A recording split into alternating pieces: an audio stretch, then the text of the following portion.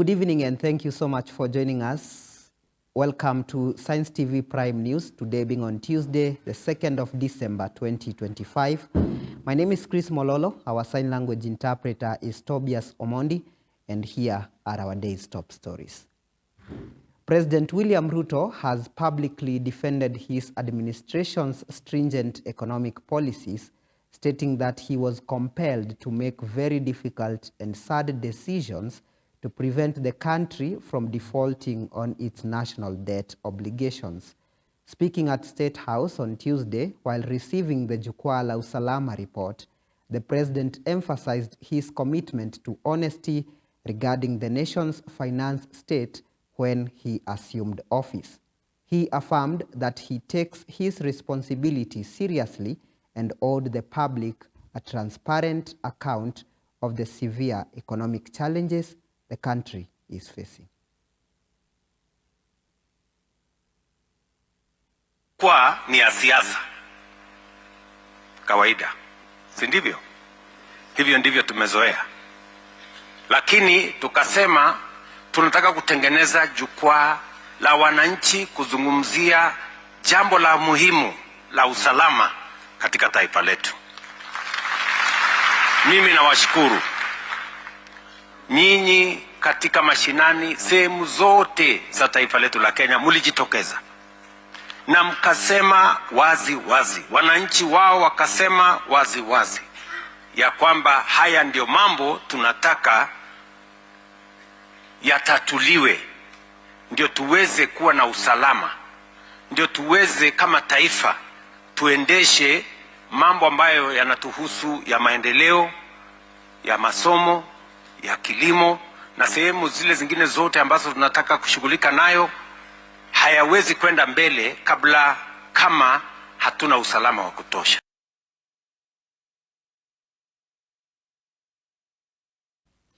President William Ruto today received the Jukwaa la Usalama report, a comprehensive document detailing the security and governance concerns raised by citizens across the 47 counties through the Ministry of Interior's grassroots dialogue forums. The presentation of the report marks the culmination of nationwide Jukwaa la Usalama Safety Platform Initiative, which saw top national security officials engage with community for months to gather actionable intelligence and feedback on peace, safety, and service delivery. While receiving the report, President Ruto commended the Ministry of Interior for steering the consultations and committed that the recommendations would be translated into concrete action by the government. And at the press of the bazaar, this will be the launch of the Jukwaa report. May I request that we all sit down? The rest of us can sit down kindly. Tuweze kuketi. Ndio wapiga picha pia wapate picha mzuri. And Your Excellency, in 3, 2, 1, and the launch of the report. Ndio hiyo basi, Jukwaa la Usalama report. After extensive collaboration and interaction with the people on the ground, we now have the report ready. Your Excellency, just as a sample, allow me to also invite a few who are going to receive while you're still there so we can remove the buzzer. And I'll invite CS Public Service to come and receive a report on behalf of the public service. Now hear this. Sexual and gender-based violence, that's SGBV, has reached alarming crisis levels across multiple counties, with a new government report painting a grim picture of a nationwide emergency. The findings contained in the latest Jukwaa la Usalama report submitted to President William Ruto today highlight a troubling surge in attacks on minors, the entrenchment of harmful cultural practices, and the collapse of effective justice pathways for victims. The report details an increase in commonality of a severe SGBV incidents across the Western, Nyanza, Coast, Rift Valley, and Central regions. The release of these findings comes as countries around the world are observing the 16 days of activism against gender-based violence, a global campaign that calls for stronger prevention and protection measures against SGBV. Chiefs are in the forefront. Wanapigana na pombe, mtu ya pombe anawapeleka kotini. Saa zingine wanapigwa na goons wakienda kupigana na pombe. Kuna hata chief alituambia huko Butere alipigwa huko kwa River Nzoia huko akingangana na pombe. Kuna wengine wanaumia wakiwa kwa kupigana na banditry. Your Excellency, we need to improve the compensation that comes to all the chiefs and assistant chiefs who serve in line of duty, and they mean to be compensated in good time.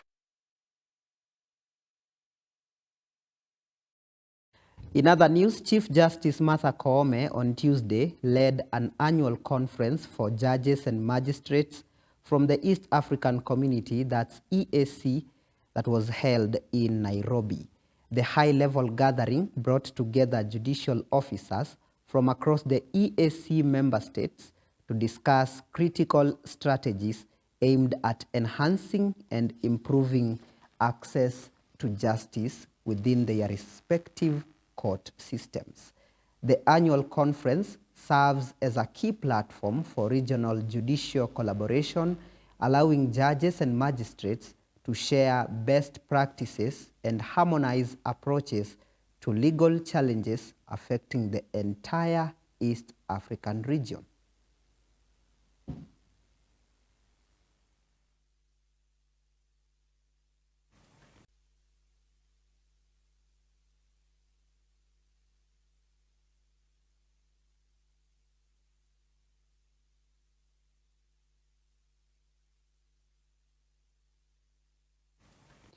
Elsewhere, the Kenya Medical Practitioners, Pharmacists and Dentists Union, KMPDU, has announced the immediate suspension of all medical services in Siaya County following the alleged assault of a young doctor.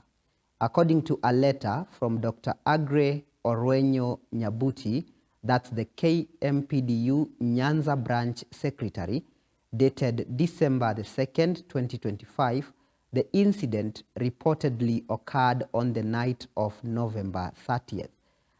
The doctor was allegedly attacked while providing emergency medical services to a patient.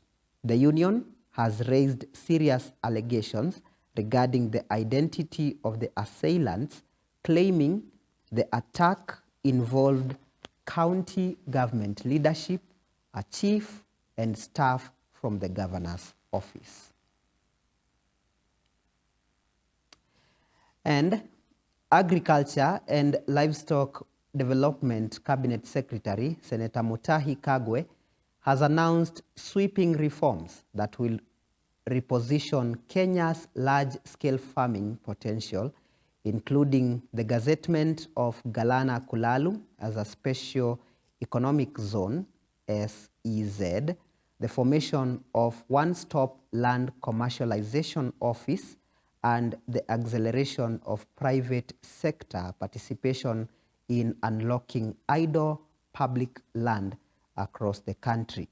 Speaking during a briefing on ongoing agricultural transformation efforts, CS Kagwe said the move to designate Galana Kulalu as an SEZ will offer strong investment incentives, attract global agribusiness players, and fast-track value addition in edible oils, cereals, horticulture, livestock, and industrial crops. The SEZ status will also enable tax benefits, simplified regulatory approvals, and enhanced infrastructure support for investors working within the expansive bloc. very clear, and I think we should be clear-minded within the Ministry of Agriculture and indeed within the government. The role of the private sector must be enhanced. We must enhance. We must look for ways and means of ensuring that the government facilitates and regulates unless the private sector